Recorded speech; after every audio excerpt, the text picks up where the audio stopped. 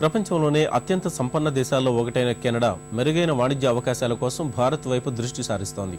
వస్తోత్పత్తి, విద్యుత్ శక్తి, విమానయానం ఇలా వివిధ రంగాల్లో పరస్పర సహకారానికి చేయి చేస్తోంది. దేశవ్యాప్తంగా ఏర్పాటు చేసిన కెనడా వాణిజ్య కేంద్రాల ద్వారా దీన్ని మరింత పరిపుష్టం చేయాలని భావిస్తోంది. ఈ తరుణంలో హైదరాబాద్ వాణిజ్య కేంద్రానికి పర్యటన కోసం వచ్చిన ఆ దేశ హైకమిషనర్ స్టీవర్ట్ బెక్ ఈటీవీతో తన అభిప్రాయాలను పంచుకున్నారు. ఆ విశేషాలు ఇప్పుడు చూద్దాం.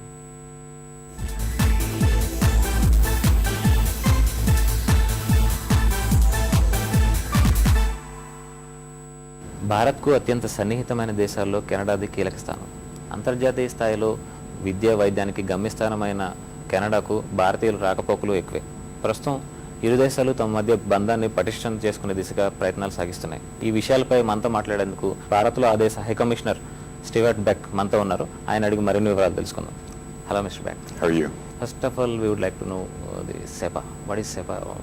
Well, it's a comprehensive economic partnership agreement. In Canada, we would call it a free trade agreement. Basically, it's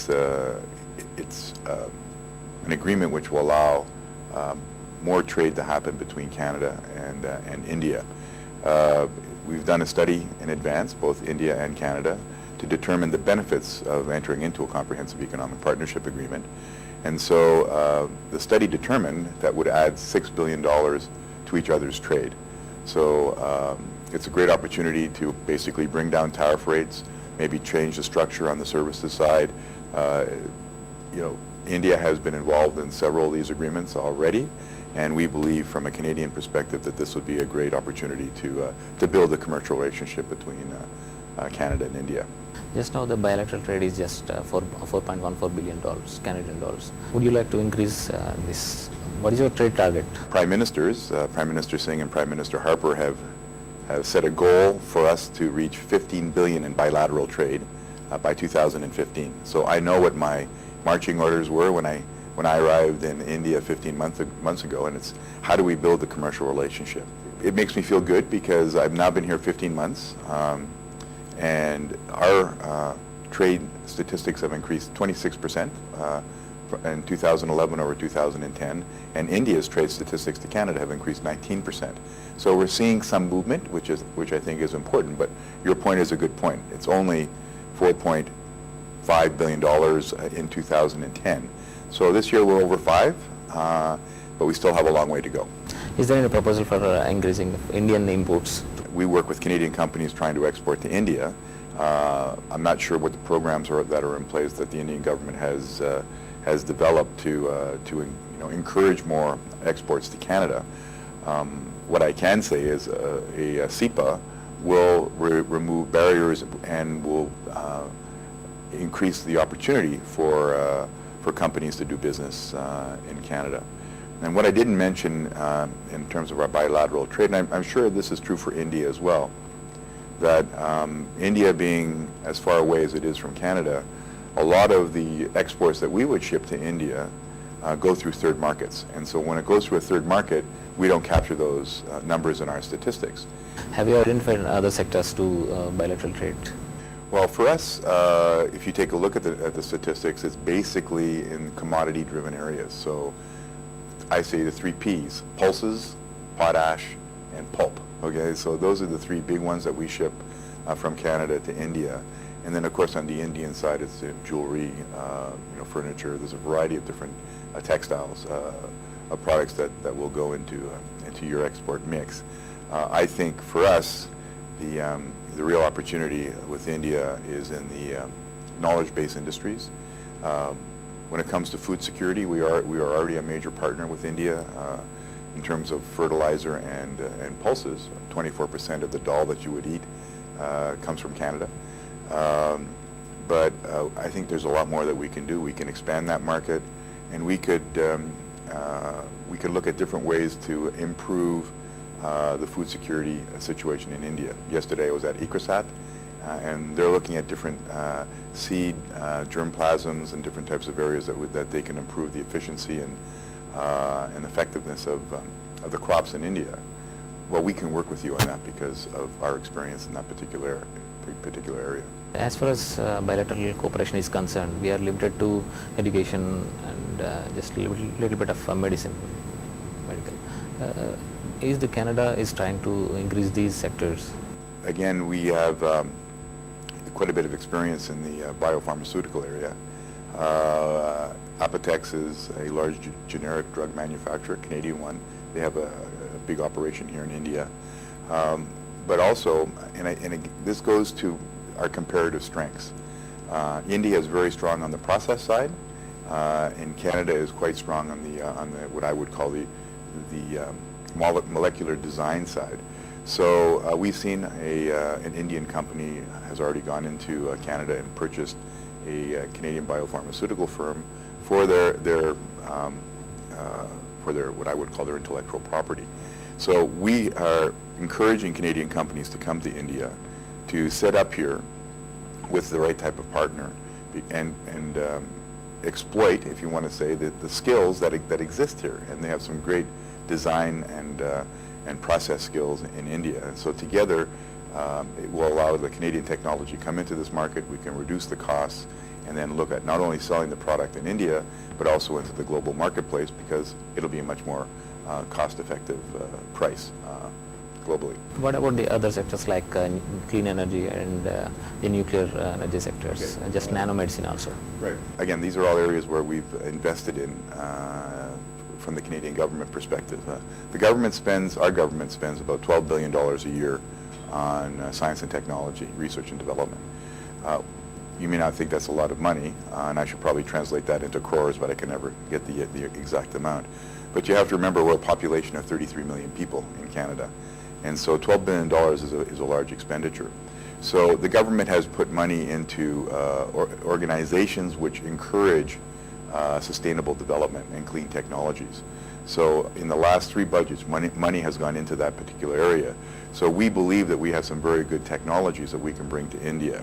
Yesterday, I was at the CII Green Building Center, and you can talk about interesting Canadian technologies. We talked about a couple as part of my tour, but when you talk about where we are globally competitive with the right type of research and science and technology, water is one, and water is a really important item here in India. So from a clean technology perspective, that's very important. When it comes to nuclear, we were the first to get into arrangements with India back in the 70s. We sold our Canadian technology to India, which is the CANDU heavy water technology. So we've had this parallel development of technologies over the years. We've had some problems with, in the 70s, of course, with the explosion of the first nuclear device, and then again in the 90s. And so that's had an up and down impact on our relationship. But I'd say right now, this is the best it's been in the last 25 years. We signed a nuclear cooperation agreement when Prime Minister Singh visited Canada in June of 2010. We're in the process of negotiating administrative arrangements, and once that's done, then we will be able to sell uranium, we'll be able to sell nuclear supply and equipment.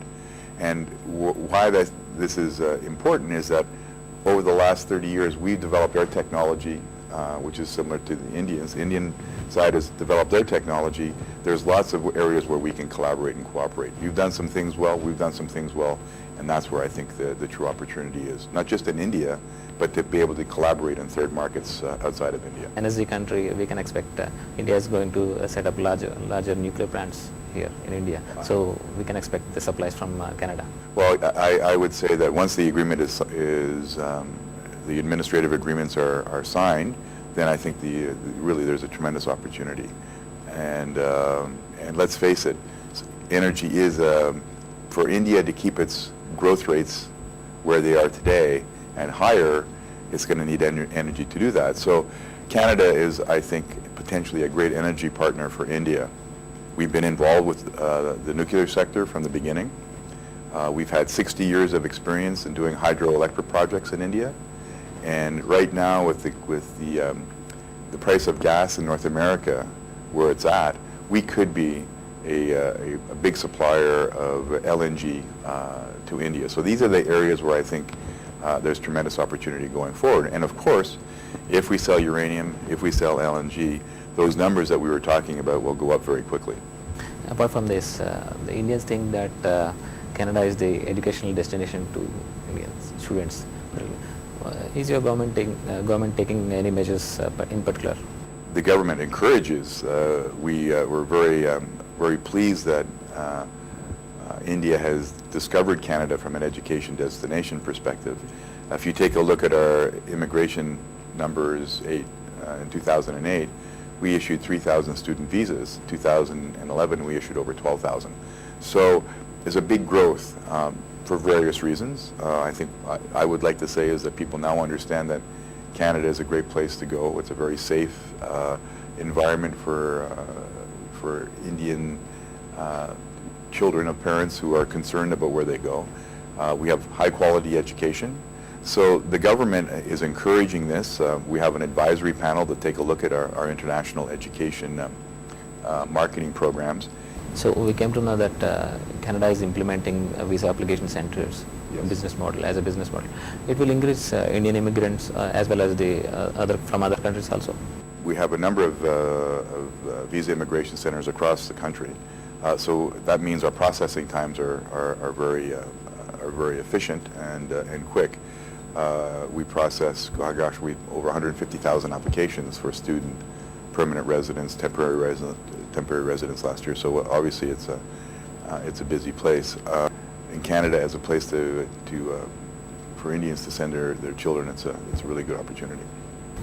But from this Canadian universities and Indian universities, both they will exchange studies and study programs too. They are Canadian university basically setting up study centers in India also. So is there a proposal to set up a study center in Hyderabad too? I think a good example in Hyderabad.